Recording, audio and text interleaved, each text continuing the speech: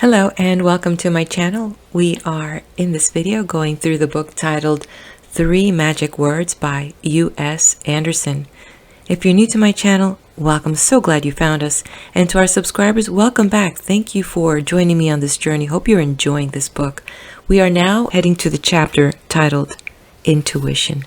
Before I move on and flip this page, I'd like to share with you my recap of the previous chapter titled Form. I'd like to share that for me, one of the important things that helps me get through many of these books and actually extract golden nuggets is to suspend my own judgment and my own beliefs and give the author an opportunity to share with me what they're trying to put across in their book. Sometimes I just extract one thing, and that happens to be the one thing that unlocks something in my mind that allows me to expand into greater consciousness, greater awareness, and to create more of a beautiful life for myself. I hope that this is something that you can do for yourself and benefit from, listening to these books as well. So in this other chapter, there were so many amazing things, so many golden nuggets. For example, in the section of the consciousness of the atom, the author expressed Thomas Edison's frustration when observing how the atoms appeared to have intelligence of choice as they were vibrating at a corresponding rate to coalesce and attract to them certain atoms of its nature, such as, water, earth, air, and minerals. And inasmuch that it demonstrated to science that atoms had some form of intelligence. And in this section of Expanding Consciousness, the author went on to quote Jesus saying, "God is not a God of the dead, but a God of the living." And that is from the book of Matthew, chapter 22, verse 32. In that, it was for me so beautiful to see a biblical verse explaining science and kind of showing us the advanced mind of Jesus in his way of speaking to bring forth science. And so when we go to that, what is being said here, or the author, in my opinion, is trying to allude to, is that everything itself is alive. There is nothing dead in the universe, because while we may see a table and we would say, well, by all purposes, it's not living and breathing like you and I, yet science can bring some powerful microscopes and see that there are atoms moving at a very fast rate to appear hard for you and I and take the form of a table. And suspending anything else that we may believe and bringing in this idea that everything is alive and that God is in everything. I love the explanation that it's God seeking to know itself. So going a little step further, as I sat in my thinking chair, and the idea of God in ether, God in space, that God is in everything. And I understand that for many of us, the word infinity, we know what it means, but then when we begin to really sit with it, it's hard to grasp this infinity, right? And by being able to understand infinity, I get the idea of God expressing itself in something finite, something with borders, and the God in John, the God in Mary, the God in a tree, the God in a table, the I am of things, and understanding that to know itself, it must be able to say, I am this, I am Daisy, I am something finite, a thing to be acknowledged as it individually. And yet, also embracing the collectiveness of all. Wow, it's profound, isn't it? Also, in the section titled Form is Conception, the author piggybacked from the idea of thoughts makes form, thoughts makes things, and added that anything, any idea is just that. That is a basis where things come from. So I was having a conversation with my husband, and I was telling him that it seems to me that, in my opinion, understanding that thoughts are things and looking around at every finite object I see, the things that I see, man-made. Let's start just with that. As I see these things that were created, some chair, a sofa, a car, a building, these were ideas, these were thoughts in people's mind. And as I drive around, and or whether I'm flying in an airplane or I'm on a boat or in a car, and I'm seeing all these beautiful things, these finite objects that collectively through generations we have put out here on the physical plane, is just amazing. It's just amazing. And so I conclude that many of us choose to play the victim of circumstances. We choose to harbor in our thoughts by not pushing through, by not making an effort, because let me tell you, it takes an effort to choose positive thinking. I believe I'm just really analyzing myself, and also like my husband when we were talking, it seems that for the most part we are wired to default to the negative, and making that effort to see the positive, to speak the positive, and then to make the adjustments to also think the positive, it's a lot of work. Here's an example. We were at the dinner table and with family, and we were talking about local politics and how a certain individual came into office, and that person was not, in my opinion, of the best altruistic nature, and that, things are going to go to pots. That's what I was kind of about to say. And then I held back in that 1, 2, 3 pause before I speak. I said, wow, that's really putting something out there that I would not want out there. And it would be, in my opinion, so wrong of me to utter such words when now I know better, regardless of what this person's past history has been.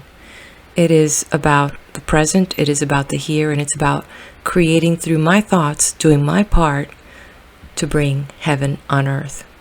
Who knows? Maybe that person has changed, and now with the bigger responsibility will do the right thing. And I'm praying for that, right? Oh my goodness. And let me tell you, this chapter on form, I could probably stay on this video for 3 hours just on the content of this chapter. When properly digested, there is a lot to take in. I am so looking forward to reading your comments. All right, let's go ahead and turn the page now to this next section here. It's titled Intuition. A mighty epic of man draws near. What wondrous things there will be. Thy heart in place of thine ears shall hear, instead of thine eyes thy mind shall see. Intuition defined. We are using the word intuition to cover a good deal more than the occurrence hunches. Under intuition, we are classifying all the mysterious and apparently unexplainable phenomena which pass largely unnoticed in our world. Clairvoyance, thought transference, materializing and dematerializing objects, levitation, contact with the spirit world, in addition to an instinct grasp of the laws of construction, such as in mathematics and music. Intuition describes our recognition and use of the great truth that mind is greater than matter, and that the universal subconscious mind contains the knowledge of all things and all times, is the substance from which everything is made, and is responsive to thought and desire. The studies of Dr. Rhine. Dr. J.B. Rhine, through the work of his parapsychology laboratory at Duke University, has proved that the mind of man has the power to affect inert matter. Dr. Rhine had a machine throw dice. The frequency of each number appearing was strictly in accordance with the law of averages. However, when a subject sat nearby and concentrated on a certain number, this desired number appeared much more frequently than chance would allow. To test precognition, a machine shuffled a pack of playing cards, and subjects wrote down their predictions of the exact sequence of cards from the top to the bottom of the deck. Again, the number of correct predictions ruled out pure chance. Dr. Rhine injected time into his test and had his subjects predict the sequence a week ahead of the shuffling of the cards. Once more, the correct guesses were far greater than the law of averages. Testing for telepathy, subjects were separated by 1/8 of a mile, one looking at one of 52 cards of a plain deck, the other attempting to visualize the card and name it. As many as 19 out of 25 cards were named correctly. Subjects have been separated by oceans, and still the percentages of successes remains equally high. Clairvoyantly, the prediction of what card would come next from the deck has successfully forecast 26 times in a row. Now, what Dr. Rhine has proved in his exhaustive scientific and statistical inquiry is this: the mind of man can affect inert matter. The mind of man can see into the future. The mind of man can receive and transmit thoughts regardless of the amount of intervening space between minds. Dr. Rhine is now turning his research to Spiritism.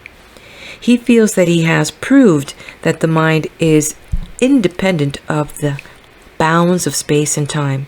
Thus, there must be survival of some kind on the other side of the grave. There are the conclusions reached by a scientific study using all the modern methods and statistical classifications that have evolved our gasoline engine and atomic energy, conducted at one of the finest universities in the world under the surveillance of an internationally known and respected scientist. Dr. Rhine's measurements and investigations are proving the same truths that a man spoke on the plains of Galilee many hundreds of years ago. The greatest power in all creation exists within the mind of man. Psychic phenomena. Had we not been blinded, we should have seen it long ago. Many have shown us the way since Jesus, just as many lighted the road before him, and the truth has not always chosen the wise for its instrument. A peasant girl from Lorraine liberated France. The voices of the subconscious mind revealed the future to Joan and cast her in one of the greatest roles ever played by a woman in the human drama. The young Bernadette knelt before a vision of her subconscious mind in the town of Lourdes, and to this very day, such faith imbues the sick and ailing who pilgrimage there, that hundreds of cures are effected each year. The same applies to Fatima, Portugal, where 3 shepherd children beheld in the universal subconscious mind a vision of Mary, the mother of Jesus. Plato proved the existence of the great world beyond the flesh. The universal subconscious mind possessed Leonardo da Vinci so complete that everything he touched was wrought by genius. Shakespeare clothed the eternal truths in the parable of human drama. Einstein and Edison applied mathematics and chemistry to arrive at God. Mahatma Gandhi visualized the great unity in the brotherhood of man. And this is far from all. Our world has daily demonstrations of the miraculous powers inherent in man's subconscious. There are those who dispute, who scoff, who ridicule, those who would tear down the monuments of man's universal spirit to place it in its stead the pygmy of physical man swallowed in unimaginable space and time. But the record will not be denied. Saint Joseph of Cupertino could fly without wings, no less a personage than the Holy Father himself. Pope Urban VIII testified to Joseph's remarkable flights. Daniel Douglas Home, the celebrated psychic, also was able to perform levitation. The great physicist Sir William Crookes testified to it, so did the Earl of Dunraven, Lord Lindsay, Captain Sewin, and many others. Through a lifetime of amazing psychic phenomena, under the strictest conditions imposed by all judging tribunals, under the minutest surveillance of the finest scientific minds of the day, no one ever was able to account for Holmes' miraculous demonstrations on any other basis than his having access to some tremendous power that was able to abrogate physical law. Harold Sherman kept in contact with Sir Hubert Wilkins by mental telepathy when the famous explorer set out to the Arctic to rescue some stranded Russian flyers in 1937. This when Sir Hubert could not obtain radio communication. Abraham Lincoln dreamt of his death in the exact manner in which it occurred, and he left a letter behind, written 10 days before his death, to prove it. Robert Louis Stevenson at death's door testified when he recovered that for a while he had got up and walked away from his body. For many years, Mrs. John Curran automatically wrote prose and poetry under the direction of Patience Worth, a personality adopted by her subconscious mind. Dante Gabriel Rossetti remembered a previous life when he wrote, quote, "I have been here before, but when or how I cannot tell. I know the grass beyond the door, the sweet keen smell, the sighing sound, the lights around the shore." End quote. A skeptical world cannot look away any longer. If records were kept of all such phenomena, they would overflow the nation's libraries. The mechanistic and material age is passing. Man is evolving into the age of the mind, wherein his dominion over the universe will surely be achieved. Mind over matter, mind over time. Thus will come a future of many dimensioned proportions with man at the center and yet encompassing all. Genius. Thought transference, clairvoyance, the affecting of matter and circumstance through mind power, contact with the spirit world, remembrance of previous lives are all results of the duality of the mind of man and the fact that the universal subconscious mind responds to suggestion. All the powers which might fall under the heading of intuition are possessed by the subconscious mind alone, but they are available only when controlled by the conscious mind. The subconscious mind may see without eyes, hear without ears, leave the body to elicit information and return again. It may see into the future, see into the past, form circumstance and matter. Its existence is independent of the body, for it lives in all things and encompasses infinity. It is the soul of each man and the soul of the universe. Inherent in the subconscious mind are the fixed laws of nature, and it is the perception of these laws as embodied in our geniuses that we will undertake to discuss first. One of the most remarkable mathematical prodigies was Zeron Colburn, born in 1804, educated in nothing more than the grade school of a rural community in Vermont. He still was able to perceive immediately the correct answer to every mathematical question propounded to him when he was not yet 8 years of age. He was able to raise numbers up to the 16th power, give the roots of numbers down to the same power, and perform all manner of number magic, such as was not possible to a single mechanical contrivance of the day, and his answers were immediate. The remarkableness of his feats is all the more apparent when it is realized that the 16th power of 8 is 281, 474, 976, 710, 656. A figure which it is extremely unlikely could even be read by our 8-year-olds of today. Blind Tom, an idiot from birth, had a prodigious musical capacity. Even as a child, he could reproduce on the piano any piece of music he heard, no matter how long or how difficult. With equal facility, he improvised an astounding array of musical composition. Beethoven was another such one, composing entire symphonies when still a child. Milton applied the fixed laws of the universe to the rhythm of his poetry. Perception of universal law. And these laws of construction or rhythm or movement are inherent in each of us, for they are part and parcel of the universal subconscious mind. Time moves in accordance with these laws, and who is there who has not been able to wake himself from a sound sleep at an appointed hour simply because he consciously desired to before he went to sleep? Some never-sleeping presence within us keeps an eye on the clock or simply on the movement of the universe.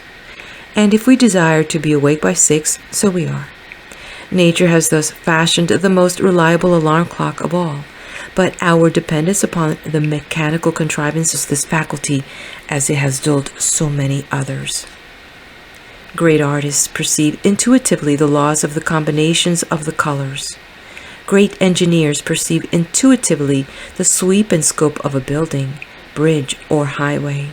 Great writers perceive intuitively the innermost depths of the characters and stories they create and thus bring them into three-dimensional life from out of the printed page. Great scientists perceive intuitively the paths to new discoveries in physics, chemistry, and electronics. Did not Columbus himself sail toward the edge of a world which everyone said was flat? What else sustained him but his intuitive perception that the world was a sphere? The universe moves and combines and builds according to certain fixed laws. These laws are part of the subconscious mind and are available to our perception if we will but clear away the doubt and skepticism and logical illogic that is forever filling up our conscious minds. The bud of perfection and the seed of genius dwell within each of us. It comes to everyone in some quiet hour and whispers of the truth. Who has not felt the excited certainty of an impending event, a new idea, a useful business, a new invention, a theme for a novel, a sunset that demanded to be painted, the precognition of a friend's devotion, a loved one's high regard? Who, in his quiet hours, has not looked at the stars and felt peace, as deep within his soul the magnificent order of the universe's laws was for a while apparent? The indwelling bud of perfection. Can we then be geniuses even as those the world has known? The answer is that we not only can, but we are. Great genius lies dormant in each of us, waiting to be awakened. We have only to take down the bars, unlock the door, invite our silent dweller forth. It is ourselves who have locked him within his prison, and he aspires to be set free. We build his cage and bars and lock each time we say, I'm not good enough. I don't know how. It's too hard for me. I'm poor. I'm sick. I'm tired. I'm nobody. We make of this mighty mind a pygmy cowering in his cell, forced to act and create all our negative fears and doubts into actuality, and thus to reduce the temple of the universe to a sorry, fumbling, fear-ridden speck upon the earth. Geniuses we all shall be when we know and recognize and practice the truth. Not geniuses begotten by a whim of fate, but geniuses because we have controlled our destinies, geniuses because we move in accord with the invincible power of an expanding universe. Thought transference. Mental telepathy or thought transference is today perhaps the most widely known and discussed attribute of the subconscious mind. Scientific men, concerned only with the observation and statistical classification of phenomena, now tell us that if one man concentrates on an idea and another concentrates on attempting to determine what this idea is, it is very likely that the latter will grasp what the former is thinking about. There have been those who have attempted to prove that each human mind is like a radio transmitting and receiving station, and that one man may tune in on another man's frequency. The parallel is very weak. What manner of radio frequency curve could manage to support the billions of different frequencies assigned to the Earth's population? And since it has been proved that the higher animals respond to thought, there are also these frequencies to consider. No method of measurement has ever been devised that showed more than the very weakest brain radiations, yet thought transference may span all measurable space. No, thought transference means that we are thinking into or with something that is everywhere at the same time and is used by all manner of life. It means that the universal subconscious mind is moved by a thought, and this movement is perceptible to each living organism. Thus, we are not actually transferring thoughts, but rather we are thinking them into and with the only mind there is. And they are then apparent to anyone who grasps the use of this mind, even vaguely apparent to those who do not grasp it. This mind is as big as infinity. Each person lives in it. Thus a thought impressed upon it is everywhere at the same time. We are not transferring thoughts. We are all one, with one mind, and our thoughts are community property, if only we can perceive. Clairvoyance. Clairvoyance is an understanding or a vision of things to come. In no sense must this be considered as meaning that our lives are ordered or that our fates are predestined. Each of us is a product of his thought. The sum total of his thought determines our actions or opinions in any given circumstance. The next succeeding thought adds to or detracts from or alters what we are. In considering your own future, you need only be concerned with the conviction you have concerning it. Whatever your conviction is, there is your future. Even the paths you will tread toward it may be determined by simply considering your convictions about each possible road. The thing of tomorrow is the thought of today, and he who sees the future needs but understand his thought. But there is a great deal more to clairvoyance than this.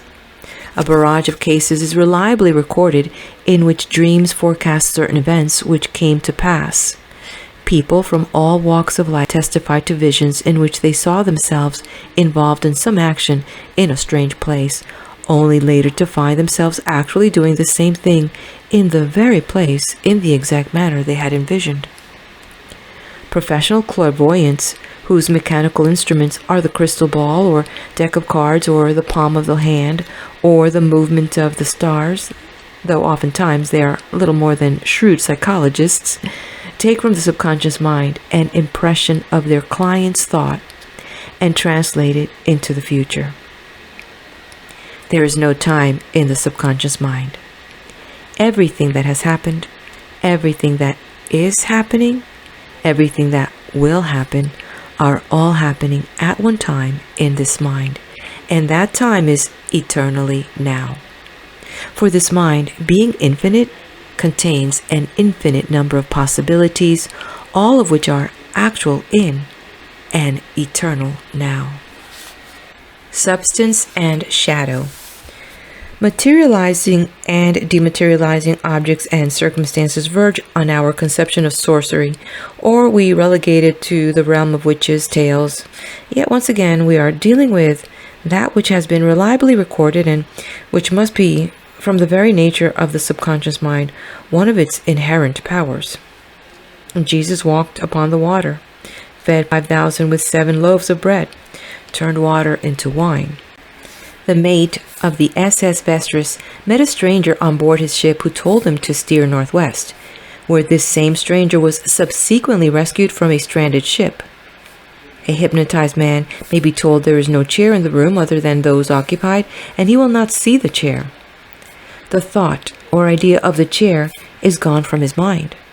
He may stumble over the chair, proving it is still there, but it is there only because it still exists in the universal subconscious mind, planted there by the minds of those observing it, or every mind that ever has observed it.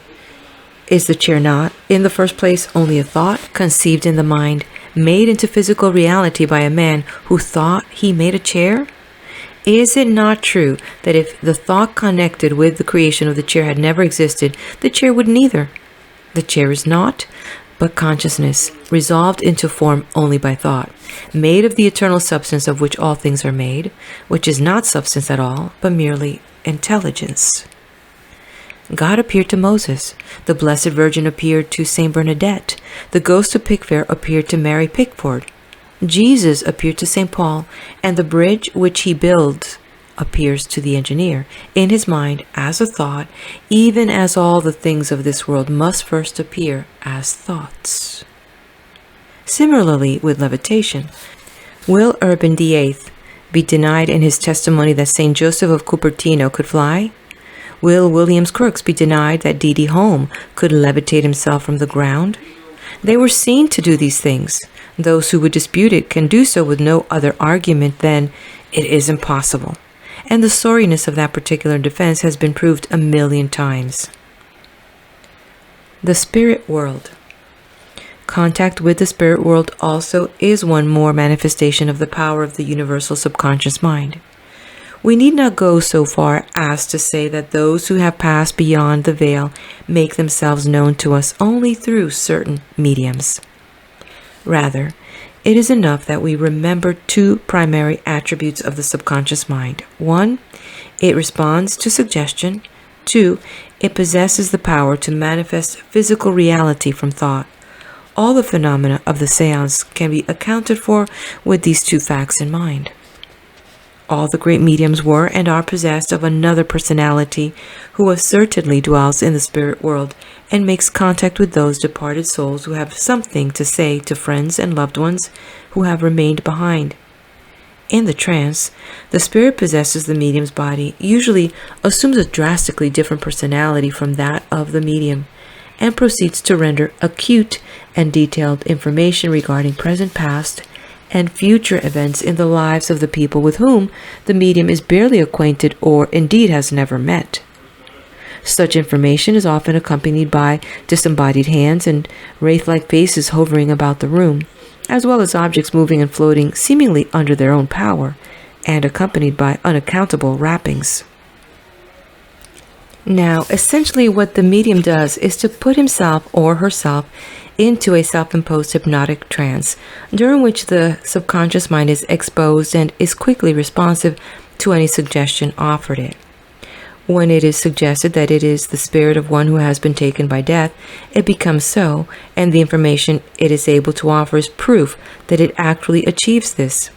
Many investigators would have us believe that this is simply an illusion of the subconscious mind of the medium, that the departed spirit has not been contacted at all, that the medium has simply used the subconscious mind to elicit certain information that normally would be beyond his or her knowledge. This is sheer nonsense. There's only one mind after all, and we are all living in it. Whenever this mind becomes Dick Rowe, it is Dick Rowe, and that is an end to it. What the complete details of existence are on the other side of death, it will probably remain for one who actually returns from there to tell. But Dick Rowe, having been absorbed once more into universal mind, still exists in universal mind. Whatever Dick Rowe was in universal mind while alive, he must remain in universal mind when not alive, for the conception has already been placed there. Thus, when the medium evolves from the subconscious, the personality and identity of Dick Rowe, she is actually dealing with the spirit of Dick Rowe, the conception which exists in universal mind of Dick Rowe. For two absolutely exact conceptions are not two conceptions at all, but only one, and the Dick Rowe of universal mind responds to his call. Minor miracles of the subconscious mind. The phenomena of the seance have been exposed many times in dealing with those mediums who resort to trickery or legerdemain, but there remains a vast body of undisputed proof of moving and floating objects, ectoplasm gathering into hands and faces, spirit rapping, and the like, so as to leave little doubt but what the subconscious mind is often moved to perform these minor miracles at the medium's behest. It is interesting to note that the spirits are always quite vague as to what kind of life exists in the afterworld. They say it is quiet there, that it is peaceful, that they are happy, but beyond that, there seems to be a big breakdown in their communication. This would lead us to believe that the spirit conceived by the medium can effect no better description than the medium herself, or perhaps existence on the other side is so drastically different from that in the physical world that no words or conceptions can be communicated from the subconscious to the conscious. More likely, the whole practice of spiritism is the wrong approach to dealing with the universal mind, and those who practice it are not armed with sufficient knowledge or concept of what they are doing to be able to effect any kind of perfect union. This much we can say. Remarkable phenomena have been produced. The mighty power of the universal subconscious mind is once again revealed. Once more we see the grandeur of man's destiny, how he is caught up in and is part of the entire power of the universe. The gradual awakening. What are all these phenomena? We shall gain no insight into them by calling them trickery or hallucination. Too many scientific inquiries have set out to do just that and gotten nowhere. This body of evidence exists, has existed for many centuries, tucked away in musty archives and pathetically labeled "can't be explained, so probably didn't happen." The startling thing is that man has been content with his fumbling examination of the physical world, deriving some strange satisfaction in perceiving order about him, always recognizing that the monument of irrelevant facts he accumulated was his own headstone, but seemingly extremely reluctant to pursue any type of inquiry that might expose his own divinity and power. Only now, when scientific inquiry has had to reject its own notions of physics and electronics, of time, space, and matter, only when physics has had to evolve a new quantum theory which is much more philosophical than scientific, have men reawakened to the possibilities inherent in the invisible world about them and turned once again to the examination of what lies within the mind of man. The great British physicist Sir James Jeans has summed up the extent of scientific inquiry by saying, "It has become clear that the ultimate processes of nature neither occur nor admit of representation in space and time." Bertrand Russell says, "The distinction between mind and matter is illusory." Thus, like it or not, all investigation of man's nature and his control of his environment must take up for study those phenomena which have always been classified as supernatural. It seems strange that it has not been widely done before, since natural events and things by their very nature give no clue to the truth of man's destiny. It would seem that long ago the physical would have been labeled the unnatural, and men would have turned to the so-called supernatural for the truth about things. Whatever the purpose of the former by-road, it is upon this latter path that man has embarked today. Things are thoughts.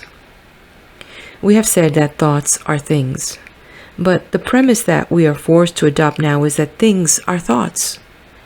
In other words, every object and circumstance and form in this world is purely mental and represents nothing more than an idea or a thought. This portion will find many arguments directed against it, but they all will have the same basis. The disputer will maintain that if the clock is in your kitchen is only a thought, then you only think you see it, which means that it will not be there in the silent hours of night when you are asleep. Yet you wake up in the morning and find that the hands of the clock have moved in accordance with time, which proves that the clock was there all night. Similarly, he will say that you may only think you see a red flower, but a camera can be rigged to photograph the flower when no one is around, and the photograph shows the flower to exist and still to be red, even though there was no one to perceive it. Such a disputer makes a fine argument in proof of a point that we have no quarrel with whatever. We are not saying that the physical objects of our world would cease to exist if there were no one around to perceive them. Of course, they would still exist, for they are not merely our conceptions any longer. They are conceptions in universal subconscious mind. What we are saying is that these objects are only ideas given form by the universal subconscious mind. As long as the idea persists in universal mind, so will the form persist. When the idea is altered in universal mind, so will the form be altered. When the idea disintegrates in universal mind, so will the form disintegrate. And most important of all, we are saying that the original idea and all evolutions of the idea are placed in subconscious mind by conscious mind. Things are conceptions rooted in universal mind. A conscious thinking entity or a group of conscious thinking entities places an idea in universal mind, which by its very nature creates that idea into physical reality. Thus things are thoughts. They need no one around to perceive them in order to exist. They are rooted in universal mind, which holds them in form as long as the idea behind them persists. But this idea, this conception, this thought was placed in universal mind by a thinking, conscious entity living in the physical world. Thoughts become things. Things are thoughts held in form by the great creator, the universal subconscious mind. But a thing only becomes a thing as a result of a conscious thought. Thus man has ordered his world about him, Thus he lives surrounded by an environment of thoughts become things. He may change that environment by altering his thinking, but it most certainly will not change simply because there is no one around to observe it. We all live in the same mind. There are a vast number of conceptions and ideas in this mind placed there by every organism and life force which has preceded us. These ideas and conceptions, once firmly implanted and crystallized, are made known to us through our five senses as things which we perceive in the physical world around us. This world, in its essence, is purely mental, and all exists in mind. What man concludes, God knows. What God knows, God creates. What God creates, man perceives.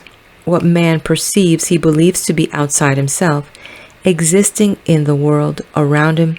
But the truth is, it exists within him, for it exists in universal mind, and all of this mind is within man, when his consciousness has expanded to encompass it. Pascal said, "The narrow limits of our being conceal infinity from view," which is simply another way of saying that to understand how all of life lies within us, we must abandon our sense of separateness and isolation and expand our consciousness to include all things. The illusion of time. Now, we needn't regard the law of thoughts becoming things as being attached to the supernatural. It would be a mistake to assume that what we are driving at in totality is simply a man sitting down and thinking, "I have a new car," with the result that, presto, the new car materializes out of thin air. Though without doubt this type of immediate result lies somewhere in the future of man's evolution, has indeed been accomplished occasionally by very few persons who have evolved ahead of their times, it is nonetheless true that very few of us will reach it in our lifetimes. But exactly the same result can be achieved by each one of us if we allow for the lag of time. Wherever we see the logical procedure of physical events, we discount all that might be miraculous. If you sit down and quietly say to yourself, "I am going to get a new car," and keep assuring yourself of this over a period of weeks or months, you will first find yourself somehow getting the money to make the purchase, somehow visiting a number of new car showrooms, somehow finally arriving at the car you want, somehow buying it and driving it home. You may then return to the chair in which you sat when you first had the thought and be assured that you now actually have a new car. You thought you were going to get one. It is now outside in your garage. The only difference between its coming to you and to the man who might immediately materialize it by a miracle is the difference in time. And time, we know, does not exist in the universal subconscious mind. Thought is the only true action. Look around you. See your desk, your sofa, your bed, your refrigerator, your home, your radio, your television set. Each of these things is a thought. Somewhere, a man sat down and visualized each of them and said, "I am going to make this thing." And presto, here is the thing in your home, a thought a short time before, a thing now. And the only reason we do not see the miracle of it is because of the lapse of time when motors and machines moved and were guided to form the component parts, assemble the thing into a whole, and ship it to us. If we all live in universal mind, are we not simply daily creating into physical reality through this mind those very thoughts and ideas of which we think? We form every physical thing from a substance which is not substance at all, but simply pure intelligence. We give this intelligence the form of our thought. We can neither start nor stop the process. We can only start and stop our thinking and our conceptions. As soon as we have crystallized the thought and adopted it, we are moved by the subconscious mind to perform those things which will give the thought physical reality. Beyond the point of having had the idea, we are moved by a power greater than we are to give this idea reality. We needn't drive ourselves or worry ourselves or fret about the problems. These will all be solved by subconscious mind, and we will be moved in the directions we must be. Our only free action is our thought. We are what we think. We do what we think. We become what we think. and thus it always must be. What Jesus knew. What then of the miracles? What of Jesus turning the water into wine?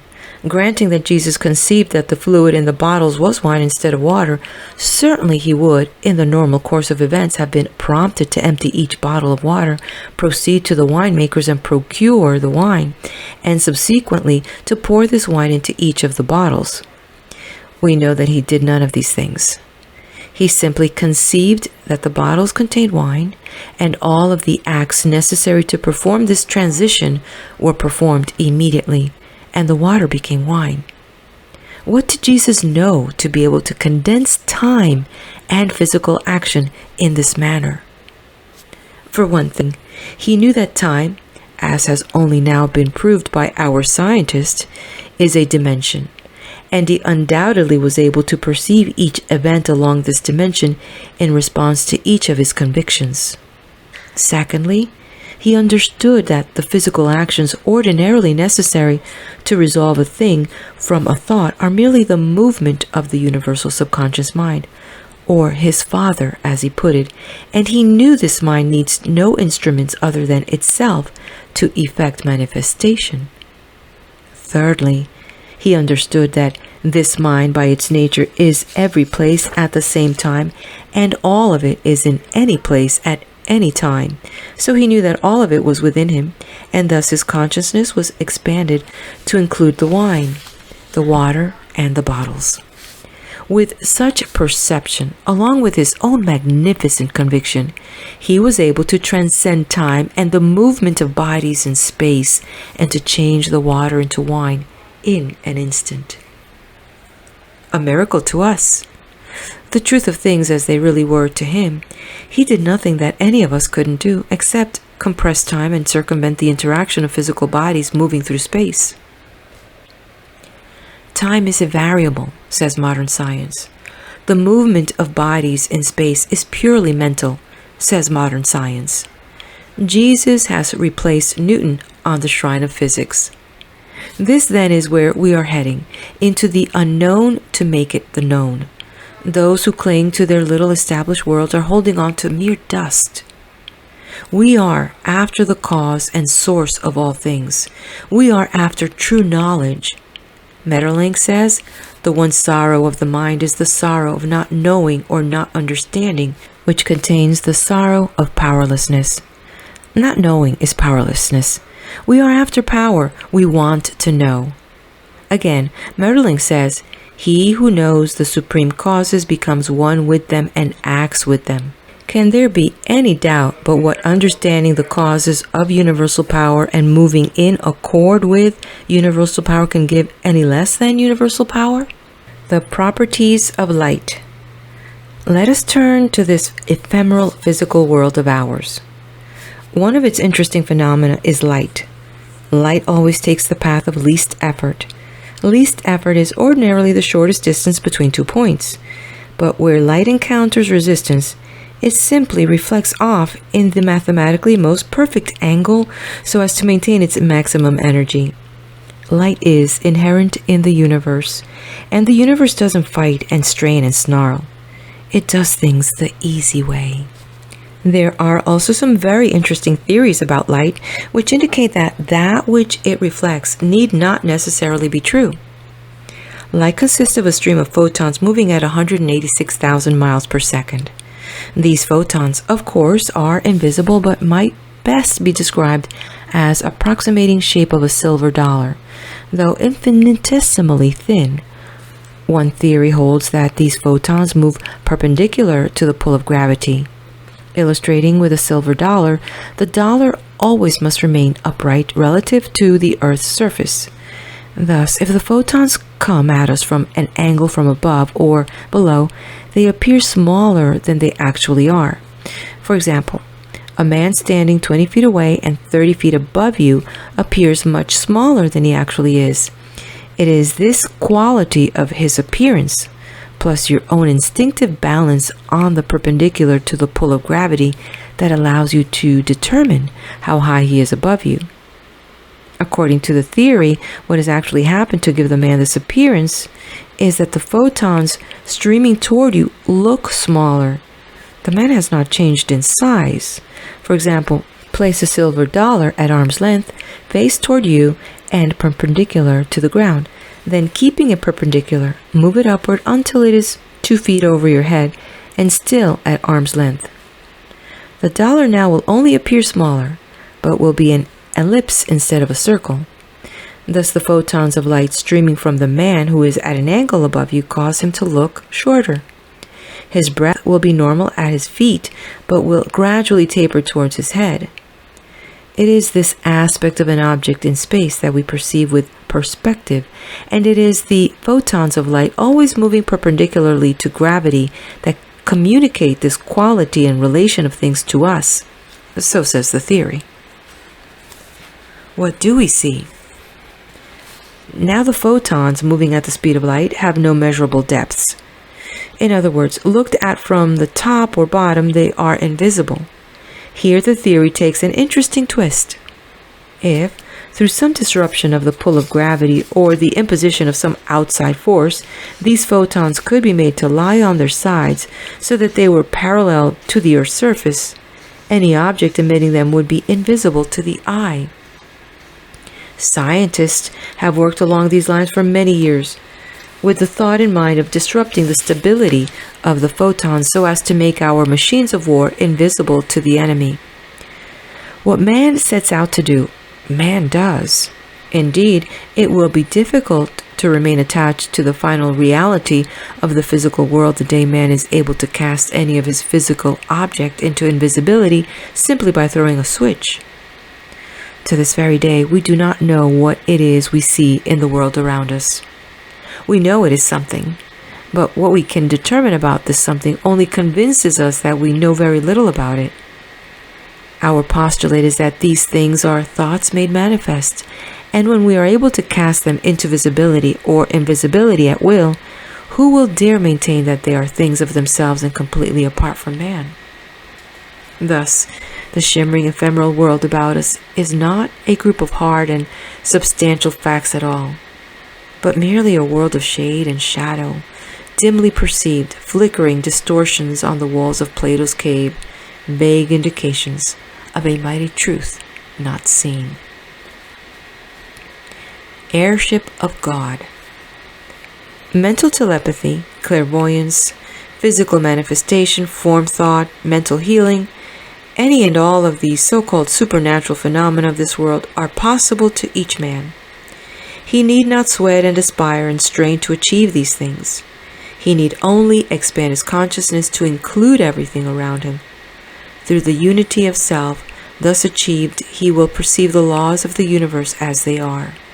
And operating through and with them, he will attain ascendancy over space and time and the limits of matter. Jesus of Nazareth was clairvoyant. Jesus performed mental telepathy. Jesus healed through mind power. Jesus performed physical manifestation from thought. Jesus was a man and merely a man, but his intuitive perception of the laws of the universe was such that his wondrous works were regarded as miracles. Yet he invoked no new laws. He simply worked in accord with the highest laws, laws of such infinite magnitude and scope as to set our laws of the physical world to nothing by comparison. Even as Zerach Colburn intuitively perceived the laws of numbers and mathematics, so did Jesus perceive the laws of the entire universe. Even as blind Tom perceived the laws of music, so did the whole heavens open their secrets to Jesus. The power that transcends reason is the power of intuition. Instances of its amazing perspicuity could be multiplied 1,000 times, but still, in comparison to the vast numbers of human beings, its instances are very rare. Yet this is not strange. Locked in the fleshly limits of our bodies as we are, puppets driven by the five senses, victims of the constant beat of sensation which is always convincing us that the first reality is the world about us, it is a wonder that instances of highly developed intuition ever have come about at all. But still they come. Hardly a week goes by without another unexplainable incident finding its way into mankind's history. The power is breaking through, making itself known, confirming our heirship of God, our joint heirship with Jesus Christ. All things indwelling in God. It is thus intuition upon which we must primarily depend in order to arrive at the wonderful gate. Only through conscious contact with the universal subconscious mind will the truth be revealed. The discourses, arguments, and postulates of this book will help break down the barriers in the conscious mind, expose fraudulent convictions, cast off the limits of shadow thinking and hopelessness, allow you to look upward into the heavens and perceive God as He is. You'll not need reason and argument to convince you then. You will see, intuitively perceive. The end of all searching will have arrived. The power of the universe will be yours. Jesus of Nazareth was an educated man, taught secretly in the laws of mind by the most learned men of the day, gifted with such amazing powers of intuition that the lessons he learned were living tools in his hands. That which he knew, he divulged only through parable and demonstration. For he knew the world was not ready for it. Seeing, they see not. Hearing, they hear not. He said to his disciples, "But to you it is given to know the kingdom of heaven." Every law he voiced, every work he did, regardless of how clothed in parable, regardless of how phrased to meet the mental grasp of those to whom he spoke, was yet an illustration of the universe's immutable laws. Laws which each day our scientific studies are bringing to light and declaring to be fact 2,000 years after this man from Nazareth spoke them on the plains and hills of Galilee. He intuitively grasped them.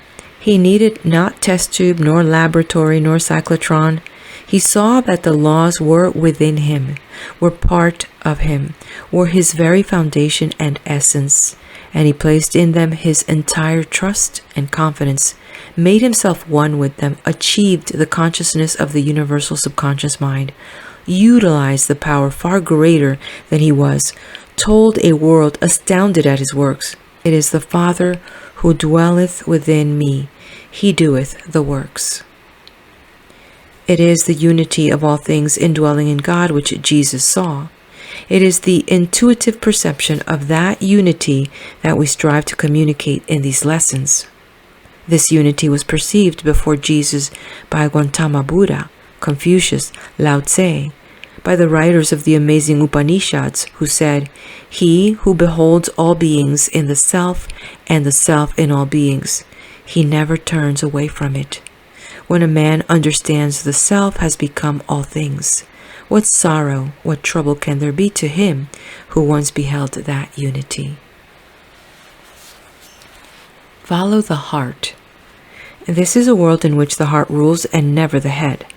The conscious mind of man has concerned itself with the frivolous ends of existence and has created a great lock against the powers of the subconscious mind. The heart knows the truth of all things.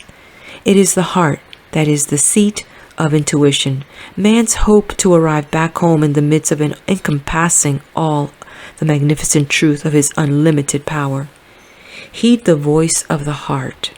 Close your ears against the promptings of the conscious mind. The heart knows the way. In the innermost depths of your being, it whispers the truth every minute of every day.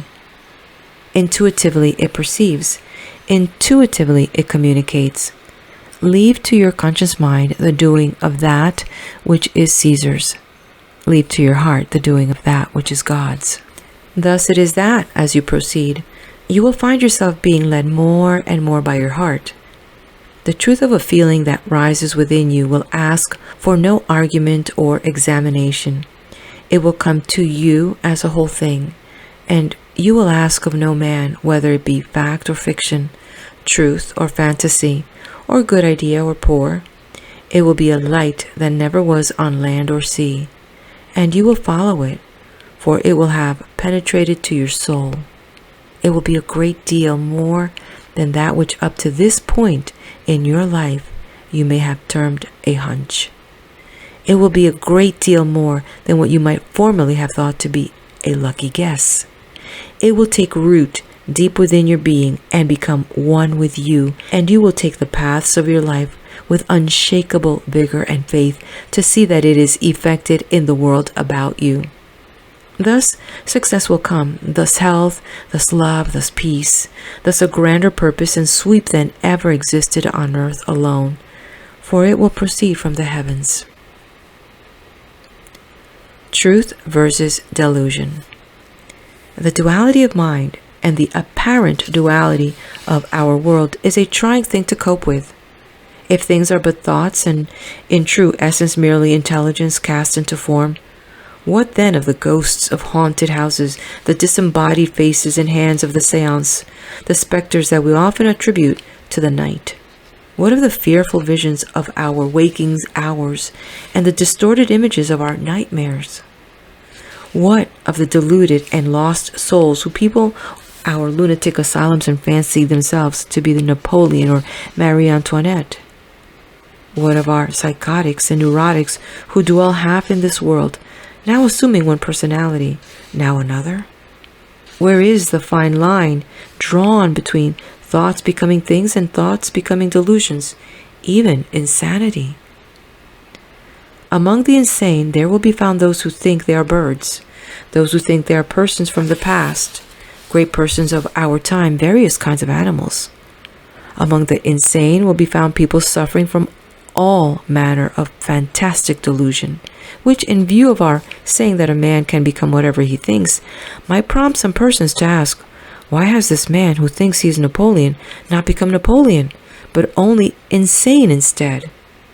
The answer to this well-taken question is that the very opposite of correct procedure has taken place in the mind of the insane man.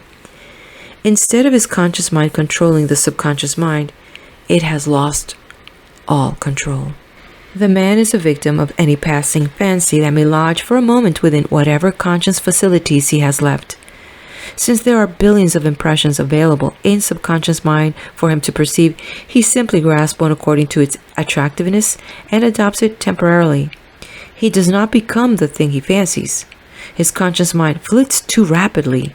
He is buffeted about in the lap of intelligence by every moment of his subconscious mind.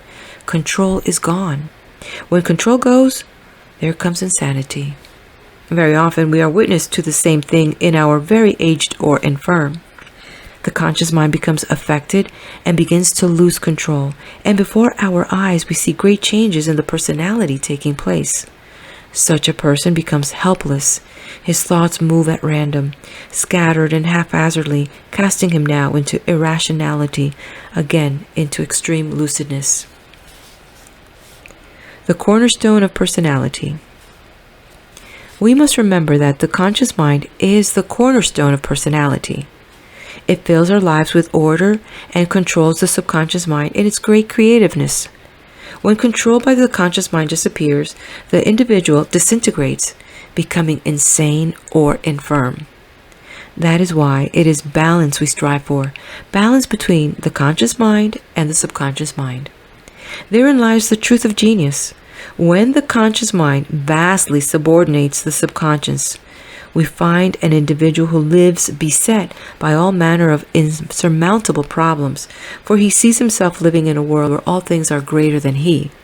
When the subconscious mind subordinates the conscience, we have an individual who is irrational, sometimes insane, even though on occasions he will exhibit some remarkable powers. It must be remembered that the universal subconscious mind responds to suggestion. The more ordered and authoritative the suggester, the conscious mind, the more ordered and clear-cut are the manifestations of the subconscious mind. Toward the Superman. We need not set immediate goals for ourselves in the realms of mental telepathy, mental healing, and manifestation from thought. As William James so aptly stated, all consciousness is motor. And immediately you become possessed of an idea or a desire, you will find that it sets you into action which inevitably results in its creation in the outer world. For the while, there's no point in attempting a shortcut through time and space by mind power. It is enough to free your thinking of its negative bond, to allow yourself to take free part in the creation of your own wishes and desires, and thus to fill your life with achievement and good. But let us not forget that the possibility is there. The possibility of astounding shortcuts to all things, which will be ours the day we have rightfully claimed our place in the universe. We are evolving toward the Superman. We are evolving toward undreamt of powers. The bud of this future lies within us now. We have only to loose it, and it will begin working in our lives as a tangible, vital presence for good. In the words of Walt Whitman, quote, "From this hour I ordain myself loosed of limits and imaginary lines, going where I list, my own master total and absolute, listening to others, considering well what they say, pausing, searching, receiving, contemplating gently, but with an undeniable will, divesting myself of the holds that would hold me." End quote.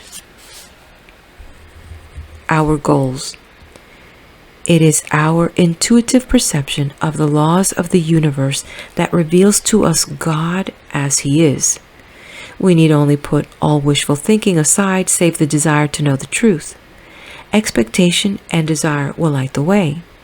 In the quietness of our meditations, the inner eye will see, and the inner ear will hear, and the truth shall be revealed to us, and the truth shall make us free. We shall sense the future dwelling within us. Know the thoughts and hopes of all mankind. Know that the way we lived our yesterday has determined our today. Know that the way we live our today will determine our tomorrow. True intuition will be ours, the light that never was on land or sea. The soul of all life is your own soul. Wherever your eye falls, it sees naught but a reflection of yourself. The mighty mind in which you live is all things to all life in all places, and it is the same to you. You are fashioned from the intelligence of God. You are one with the intelligence of God. You need only rub the mote from your eye, clear the wax from your ear, and there becomes apparent a universe which has cradled you in everlasting arms, a universe that responds to your every mood and need and desire. We know where the path leads, ever upwards to a oneness with God. We know that the purpose of life is constantly expanding consciousness, and we know it is within our power to expand our consciousness to encompass all of life about us. We know that this is the secret of Jesus, that He saw the universe dwelling within Him, and that He intuitively perceived the laws that made up His being. This is our destiny. We may aid it or obstruct it as we wish, but we cannot stop it from eventually arriving. We may use it to fill our lives with good, or we may use it to fill our lives with error and evil. It matters not to the subconscious mind, for every soul who falls behind, another steps ahead. He who seeks will find. He who abandons the search as hopeless will find at once a hopeless life. It is a question of courage and effort, a question of desire. We either work in accord with the power within us, or by opposing it, destroy ourselves. It is for each man to decide. We seek wisdom and knowledge. Our goals are power with pity, wealth with charity, health with temperance, love without lust. We accede to these goals through no moral pressure. They are true goals because they are truth. We are embarking on man's greatest age, an age wherein the first movements are apparent to banish disease and suffering and poverty from the face of the earth, an age wherein the brotherhood of man finally will arrive in all its magnificent peace and harmony. Review. Here for ready reference are the principal points covered in this lesson. 1. The studies of Dr. J.B. Rhine have proved conclusively the validity of extrasensory perception. 2. All the truths that Jesus taught are now being proved by scientific investigation. 3. The overwhelming evidence of the superphysical power of the universal subconscious mind has been recorded in all times by extremely reliable persons. 4. Genius perceives the fixed laws of nature in at least one aspect. 5. Jesus perceived the fixed laws of nature in entirety. 6. The bud of perfection or genius dwells within each of us. 7. The thought of today is the thing of tomorrow. 8. Things are thoughts, ideas implanted in universal mind. 9. We do not perceive the things around us in their true nature. 10. Our world is but a bare indication of the infinite possibilities of all things and all life. 11. The so-called natural world is the unnatural. The so-called supernatural world is the light of truth. 12. Space and time are illusions of man's locked-in viewpoint. 13. Things do not depend for their existence on being perceived, but on being implanted as ideas in universal mind. 14. Creation of any type is the manifestation of a miracle. We only regard it as natural because we see the processes of formation moving through space and time. 15. Expanded consciousness perceives time as a dimension and space as existing within. 16. Intuition will reveal the laws of the universe. 17. Intuition is not merely a hunch, but an irresistible light which must be followed. 18. Jesus, as an example of expanded consciousness, compressed time and space to perform his miracles. 19. It is enough for us now to effect creation through the established chain of physical movement. This we can do by refusing to accept doubt and fear. 20. Follow the heart. It is the seat of intuition. 21. The subconscious mind must always be controlled, for it proceeds irrationally of itself and depends upon the planting of ideas. 22. Lack of conscious control of the subconscious mind is insanity. 23. Denial of the subconscious mind is the birth of fear and futility. 24. Genius attains balance between the conscious and subconscious minds. Transfiguration. Slowly we are moving through the maze of complexity that surrounds our existence. Slowly we are dissolving the illusions and half-truths that inhibit our minds and our powers. Gradually, the clutter is being cleared away so that we may perceive the great and edifying truth in all its simplicity. The age is at hand, the dawn is near. In the words of Edward Carpenter, quote, "When the individual is no longer under the domination of the body and its heredity, but rising out of this tomb becomes Lord and Master of the body's powers and identified with the immortal self of the world, such is transfiguration. The whole of man's evolution is preparation for it." End quote. This is our path and our goal, the purpose of this study. Long and persevering as it may seem, it is but a negligible flash in the history of man. To him who through it perceives the sublime feeling and power by which he is able to identify himself with the immortal self, all the ages of man will have directed him to that moment. There is no greater goal or undertaking within the realm of life and endeavor. What is a year in its attainment, or even a lifetime? May we once again urge you to the assiduous practice of the meditations. Unless you put the meditations to work for you, this entire book becomes naught but philosophy. If you are studying only for mental exercise, it would be better that you turn to logarithmic tables or higher calculus. It is your immortal reaching soul that will find food here. Unless you provide it with the living tool of the practice of the meditations, the secret will pass you by, leaving you once again in the void of limitless space and darkness. Only in proof is there conviction. Our meditation this time is aimed at intuitive perception of the unseen and unheard forces that surround us.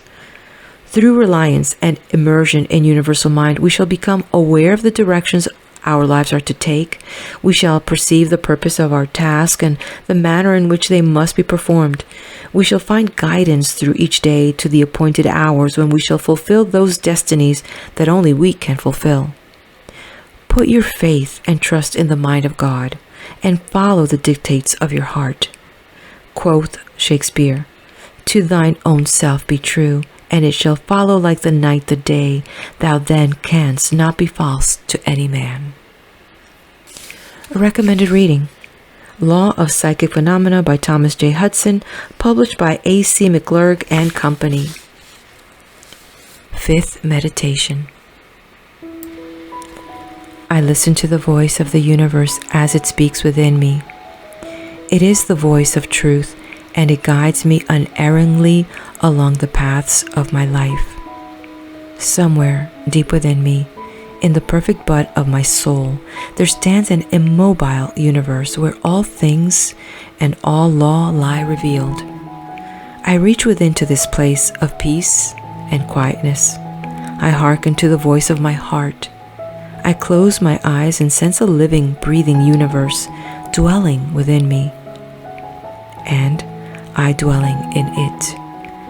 I am one with all people and all life and all things. I move in accordance with divine law. All the limitless power of creation is mine to draw upon, for it is in me and one with me, and I am a part of it. The answers comes with questions. The path is lighted with the first step. The way is cleared with the looking. The goal is in sight with the desire.